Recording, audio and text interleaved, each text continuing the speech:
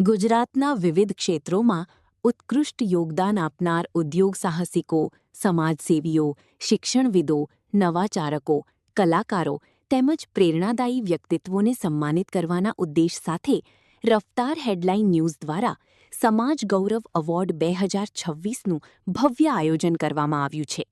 આ ભવ્ય સમારોહમાં દેશના જાણીતા અભિનેતા અને સમાજસેવક સોનુ સૂદ વિશેષ અતિથિ તરીકે પોતાની ઉપસ્થિતિ નોંધાવશે.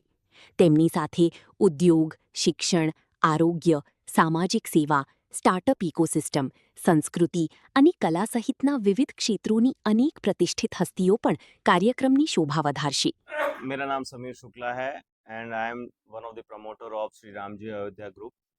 इसमें मल्टीपल कैटेगरीज है। समाज के हर दृष्टिकोण से, हर रूप से जितने भी लोग सेवाभावी हैं और अपने अपने फील्ड में काम करें, चाहे वो स्पोर्ट्स हो, मीडिया हो, एंटरटेनमेंट हो, वो और भी मतलब सोशल प्रोफाइल हो, CSR एक्टिविटीज़ हो, उससे रिलेटेड प्रोफाइल्स हैं।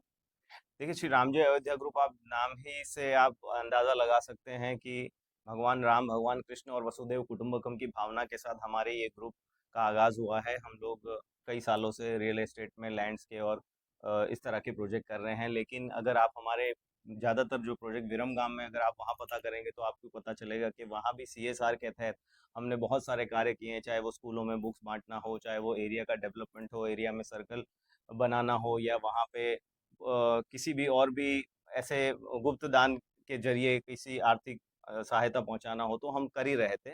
लेकिन जब रफ्तार हेडलाइन के द्वारा, मुकेश जी के द्वारा एक प्रयोजन किया गया कि भाई समाज के इस तबके के लोग जो बहुत सारे मतलब अपने अपने फील्ड में मदद कर रहे हैं, बहुत सारों से एक्टिव हैं, ऐसे लोगों को अवार्ड देने का, सम्मान देने का एक मौका, एक प्रोग्राम का आयोजन हम करने जा रहे हैं। तो हमें ऐसा लगा कि प्रत्यक्ष रूप से हमें क्यों ना इसका फ़ायदा उठाना चाहिए और ऐसे लोगों का आशीर्वाद लेना चाहिए जो समाज में इस तरह के ज़रूरतमंद लोगों की मदद कर रहे हैं।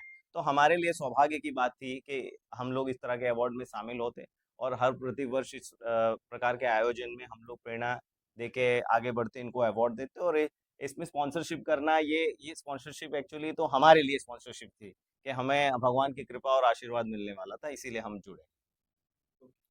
सर, सोनू सूद का हमने चयन इसलिए किया क्योंकि सोनू सूद एक जो पर्सनैलिटी है वो सिर्फ एक एक्टर नहीं है, वो एक समाज सेवी है। और अगर हम कोई समाज से रिलेटेड अगर कोई काम कर रहे हैं तो हमको एक चयन ऐसे इंसान का करना था जो खुद भी इस चीज़ को मानता हो, प्रोफेशनल नहीं हो वो इस चीज़ के अंदर। सोनू सूद कोई फाइनेंशियल चीज़ों से नहीं उनका इतना जुड़ाव है, वो खुद सेवा करने में विश्वास रखते हैं। तो हमने देखा भी है कोविड के टाइम पे, और वो वैसे भी बहुत डाउन टू अर्थ पर्सन है।